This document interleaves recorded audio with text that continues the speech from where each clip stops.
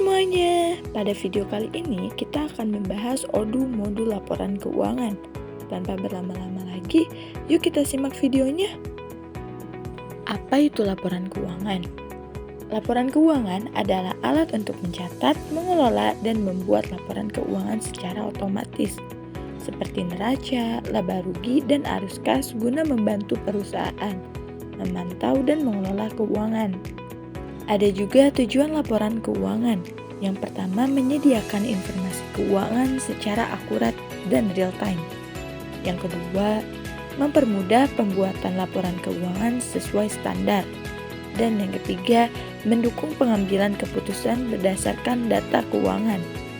Selanjutnya ada fungsi laporan keuangan. Yang pertama, mencatat semua transaksi secara otomatis. Yang kedua, menghasilkan laporan keuangan seperti neraca dan laba rugi. Yang ketiga, memberikan data untuk menganalisis kondisi keuangan perusahaan. Yang keempat, membantu dalam pelaporan dan pembayaran pajak. Dan yang terakhir, menghubungkan data dari modul lain seperti penjualan dan pembelian. Fitur-fitur dalam aplikasi ODU. Yang pertama itu ada dashboard keuangan, menampilkan gambaran grafik umum keuangan perusahaan, memantau pendapatan, pengeluaran, dan profit. Yang kedua ada template laporan keuangan.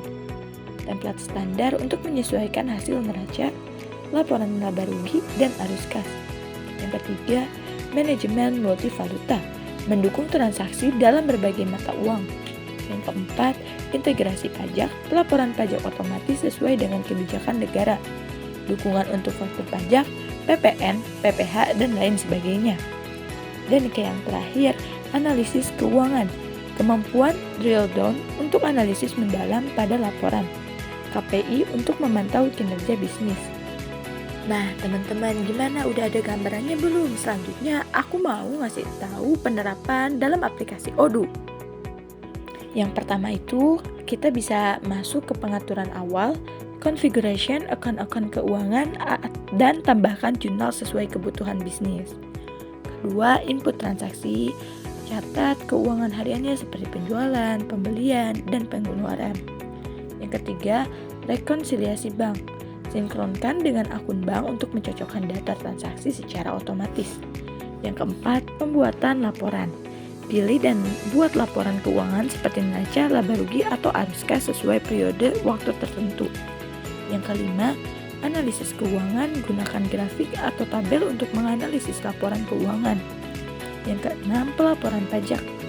Buat faktur pajak dan ekspor laporan pajak sesuai kebutuhan regulasi. Cocok untuk membantu bisnis melacak keuangan secara otomatis dan efisien.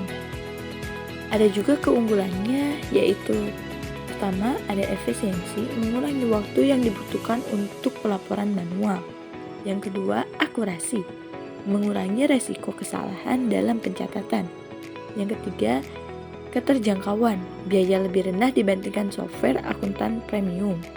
Yang keempat, skalabilitas, dapat digunakan untuk bisnis kecil hingga besar. Yang kelima, integrasi, dapat diintegrasikan dengan modul lain seperti penjualan, inventaris, dan pembelian. Jadi, kesimpulan dari materi yang kita dapat hari ini adalah laporan keuangan memudahkan pembuatan dan analisis keuangan seperti neraca, laba rugi, dan arus kas secara otomatis dan akurat.